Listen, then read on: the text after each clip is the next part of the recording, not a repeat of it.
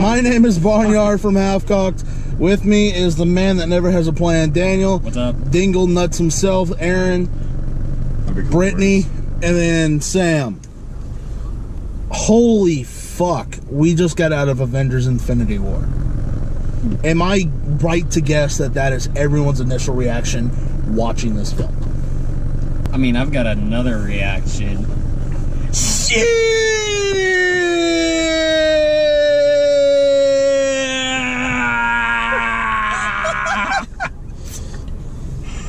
Alright, I concur. Holy... That's it! So obviously, you know the fucking movie details. You know what's about to go down. We don't need to tell you anything. Besides our initial reactions, we are going to jump into spoilers if you don't want anything spoiled for you in this film. And I fucking believe me, you do not want anything spoiled for you in this movie. Scroll to the time code here. We will have our final thoughts and scores out of 6 stars for Avengers Infinity War. Kill Black Panther. Come on. Okay. Of course, that's the black guy. Okay. All right, racist. Shut the fuck up. Bye. Heimdall, Loki, Black Panther, Scarlet Witch, Falcon, Groot, Drax, Mantis, Vision, Spider-Man, Doctor Strange, Star-Lord. Am I missing anybody? War Machine's still alive. You're missing Nick Fury. And Maria Hill. Gamora. What's his face? The Collector in there as well. Yeah. Let's just assume he's dead. Oh, what's his nuts? Bucky. Winter Soldier. He's gone. White Wolf.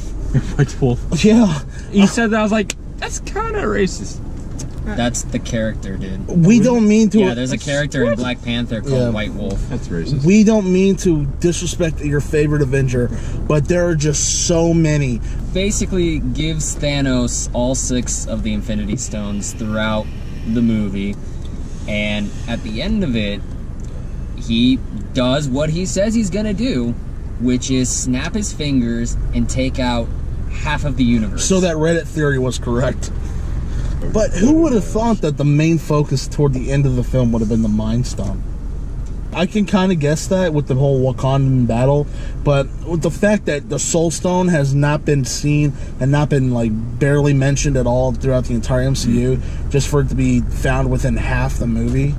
Well, the Mind Stone was attached to a character, and the drama is there. You gotta put the drama at the end, man. I get it. Did you guys hear the kid next to me? No. The little boy that was sitting next to Brittany, maybe 9 or 10. Oh, no. Whenever everybody fucking dies, he started sobbing. And his father had to lean over to him and say, it's only a movie, it's only a movie. Well, the fact that this kid's like, what, 10, 11, maybe 12... These characters have been with him his entire life. And this is what makes me say, if you saw the thing we put up before this, to me, this is a milestone of cinema. I can't look at this movie for what it does for me instead of what it does for kids that have grown up watching this. This is this generation's Star Wars. We are watching movie history in the making. Even if I don't necessarily love it or like it, this is this generation's Empire Strikes Back. These are their myths. These are the campfire stories they grow up with. This is the way they learn about politics, and they learn about heroism, and they learn about love, and they learn about fear. These are their stories. And for them, something like this is a milestone. It changed everything. But this was a total clusterfuck. Wow. I saw him at multiple times sigh, put his hand in his head, or hand on his head, and I was like, oh no, Daniel's gonna rip this. It's emblematic of all the problems the MCU has had, where the MCU is so focused on not being DC at this point and not being dark and heavy that they will rarely let a serious moment sit without somebody tossing in a joke. And not even a joke that's that funny. It's just something that seems to be like okay, we can't let you sit with that emotion for that long. We gotta push it forward. They did in this movie. I'll give them credit. They had some serious emotions in there, but they threw in a lot of random jokes where I didn't think you needed them. If you watched our video for my favorite MCU villains, you might know that I put Iron Man as #1. And As your top villain? And my reasoning for that was that because of Sokovia and because of Ultron and because of Iron Man 3 when he gave the bad guy his home address and like a bunch of other shit, he ended up screwing a lot of people over. He was the cause of the death of millions. It was this fear of losing complete security. So he wanted to grace the world with like robots to protect everything. He wanted the government to have an oversight over the Avengers to stop it. And he's always been on the wrong because of his character flaws, that ego, paranoia, guilt, whatever. And so the part that got me best was that fight with Iron Man and Thanos. Whenever Iron Man says, "You are my curse," what he's saying is Iron Man's goals and Thanos' goals, in theory, are the same. They wield all the power to create a utopia. Yeah. But what Thanos is the reflection of Iron Man. Like, if Iron Man was allowed to take his ideas initially to that extreme, he would be Thanos. He is that villain. And so I loved in this movie that it was the first time that Iron Man finally got it. It was the first time that I genuinely thought that, like, Tony was completely acting out of self-sacrifice as opposed to any slight ulterior emotional motive. And I loved it. So one thing we know for sure in the next Avengers movie is that Captain Marvel will be in it. Yeah, because Nick Fury got to send a beacon out to Captain Marvel before wherever the hell she is. No, she's out in space fighting the Skrulls. Which I did appreciate that one of the Black Order guys was a Skrull. The dude with like the really pointy alien face that kind of looks like the Green Goblin. Mm-hmm. Yeah, the Skrull race. They're like a huge part of the Marvel Cosmic Universe. A complete other race of villains that Captain Marvel fights. I'm excited about that. It's gonna be some fun shit. Also, fucking Stormbreaker. Holy shit! For nerds like me, whenever Peter Dinklage playing a giant dwarf, whenever he starts mentioning Stormbreaker, I felt like my nerd spine just tingled. Dude, you started like vibrating in your seat. That fucking axe, the lightning, like, holy shit, that was dope. Give him all the credit in the world. That one performed like a fucking master. Douchebag. What a dick. Do a flip! You've turned your targeting computer off. Is something the matter? Dude, we're gonna see some of these brains on the pavement in a second. Crash or we won't respect you. Oh, he did it! He fucking wheelie! He fucking did it! What is happening? Holy shit! Alright, friends, I think this is my cue to leave. Who is this guy? Oh my god. Are you done yet? Oh, I'm good. What's up? Jesus Christ. Alright, bye, Sam. Are we all Avengers now? Bye, Sam. It's kind of like halfway Tim just opened the door just to see what happened. That's why I was like that. Open the door. You know, Get it? You have a small dick. Yeah, he looks pretty fat to be on that motorcycle. As far as he just break it. He's gonna do one more go around. Oh, of course he is. This video is now dedicated in memoriam. There was a part in Volume 2 where Gamora was talking about how Thanos made Nebula and Gamora fight each other, and then she had to deliver that final blow. But it was told to me, not shown to me. So when they showed Gamora and Thanos and showed that weird, like, abusive Stockholm Syndrome sort of relationship, that was easily one of the more, like, emotional parts of the movie. That was one of the parts when, like, my chest would tighten.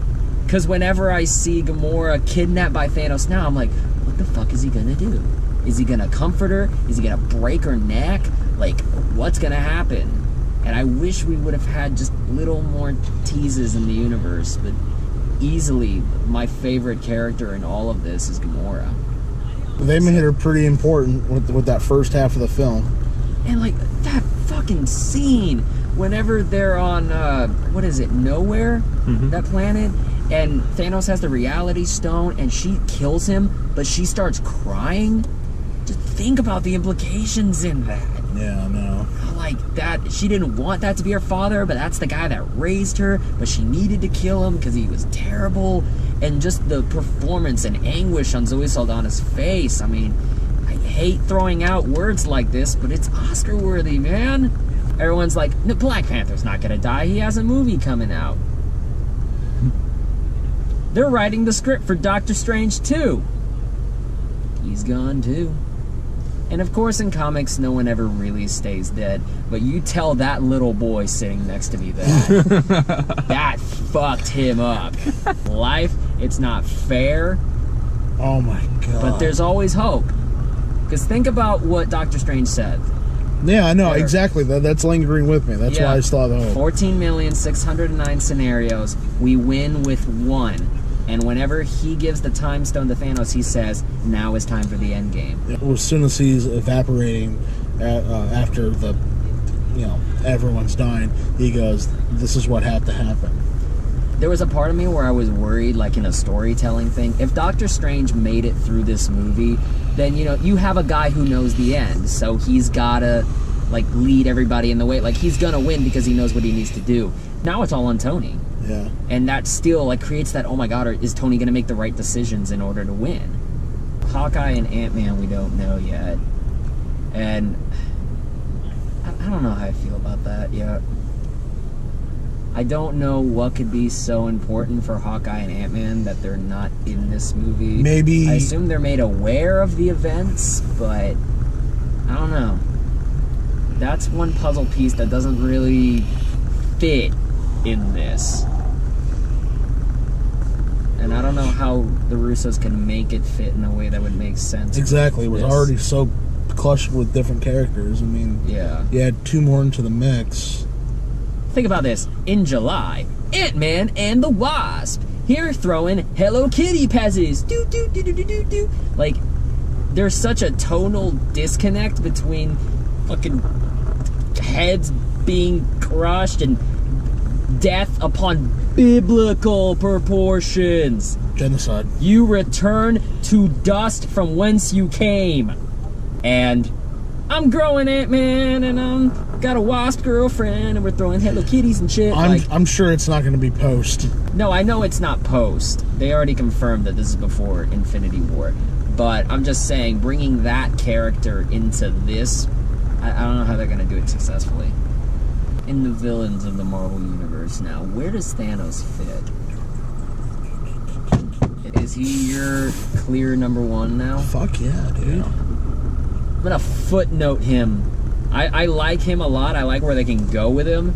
But just like what I said about Star Wars Force Awakens, the only reason I'm not saying he's the best is because I think the best is yet to come. You know what sucks?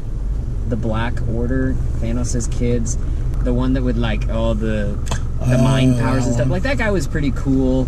But other than him, I didn't really find any of the other guys memorable. I figured them just as baddie henchmen. That's pretty much the roles they played. I mean, he had a bigger role. Yeah, he was hamming it up. He was having more fun with it. And then I think the other ones, they just kind of got generic henchman lines. I don't know. You could have done better. Whenever Spider-Man was dying, dude, that was some "tell me about the rabbits, George" moment. That shit fucked me up a little bit. Especially because, Iron Man's, his father at this point. It's, oh, shit. Oh, man, what's happening to Aunt May? Can you imagine Aunt May back in Queens not knowing where her fucking son is? Peter is? And she knows who Peter is, too, at this point. So I can't imagine, if we see her in Avengers 4, that'll make people fucking cry. Tony's gonna have to tell Aunt May in Avengers 4 if she's still alive. If she's still alive, yeah. Do you think that they're gonna bring back everybody? I don't want them to. Not everybody. No, not everybody. Nah. I think there needs to be some affirmative deaths. I hate to say like that. 2. Loki for 1. Basically, everybody that died before the sandstorm is gone, I think. So, Gamora, Yes. Loki's gone. Loki, Heimdall. Heimdall's get dead, for sure. Vision. Vision's technically, gone, yeah. I think though he'll come back, but not as like the Vision he was. You know, there was a part in the movie whenever he's fighting the Black Order, Paul Bettany, that I was thinking, he would make a pretty good Superman. Like, he's got that kind of, like, good guy charm, but at the same time, he could balance out, like, I don't want to be a superhero, I just want to live a normal life with you, and fall like... Oh, so DCEU Superman. Not DCEU, I mean, Paul Bettany has a pulse. So, if you scroll to the time code, welcome to our spoiler-free part of the review, where we give our final thoughts and scores out of 6 stars for the Avengers Infinity War. This movie drained. Not in the bad way, but emotionally drained. Oh. This was the greatest handjob to my mind I've ever had. Well said. Quote that, put that on a t-shirt. Didn't like this movie for most of it. It kind of reminded me of Ghostbusters. In this movie, it's like great, some of the best stuff I've ever seen in the MCU, and then there are like just stupid fucking jokes. And that bouncing peak and valley happened so many times for me that I'm just like, ugh. But then the ending is like the single greatest ending I've seen in my lifetime, and I laud this movie for what it will do for filmmaking and for the history of cinema, for like these kids and how they're gonna grow up experiencing movie making. This is a big chunk of their lives, so you gotta give it props for that. 4 out of 6. I like it. Have you said a word? Dude, I'm still drained from the movie. Like, I don't know what to say. I'm just gonna give it a 5. Brittany. 5. Sam was with us. She was part Before she was before she was kidnapped by some Douchebag. cunt nugget with a Asian rice cycle. What did you say? She gave this a 5.5. Daniel's not mistaken. There were multiple peaks and then drops with drama, then thrown in humor, drama, then thrown in humor, humor, then thrown in drama. There was abundance of that. But for me, that did not take away from the ultimate of this film. First MCU movie that actually, where not the world, not Brooklyn, not Malibu, it's the universe that's at stake. If this one was emotionally felt, it was properly defined, it was a 6 out of 6, in my opinion. I don't rewatch films that much anymore. I rewatched The Last Jedi after I saw it, and I immediately didn't like it as much as I did the first time. But if I feel like if I go watch this movie again, you know, give it a week, I'm gonna feel the same exact way. So, if you like this video, there's a like button. Subscribe to be the first to find out whenever we have new videos. Click the notification bell so you're made aware of when those videos come out. We have a Facebook, Twitter, and Instagram if you want to follow all of our bullshit on there. Let us know what you liked about Avengers. Do not, and I know this sounds hypocritical, do not put spoilers in the comments. Yeah. Don't put it there. Don't be that dickhead! The Greatest Royal Rumble is tomorrow at 11 a.m. in Saudi Arabia. 11 a.m.? 11 a.m. We both have picks. Here's the video. It went up a couple days ago. Yeah, those are our picks for the Greatest Royal Rumble. Of course, the HalfKocked World title is up at stake. I beat him at WrestleMania for it. He's trying to reclaim Let's it. not talk about that. Yeah. We're just gonna ride into May. You know, your Deadpool 2s, your Solo, a Star Wars story. That's I'm coming still out. not that excited for that. Dude, that movie looks like shit. We might as well do like a what's your point for like the ranking of this movie in the Marvel Universe. Anyway, thank y'all for watching. We'll see y'all later. Take care. Have a good night.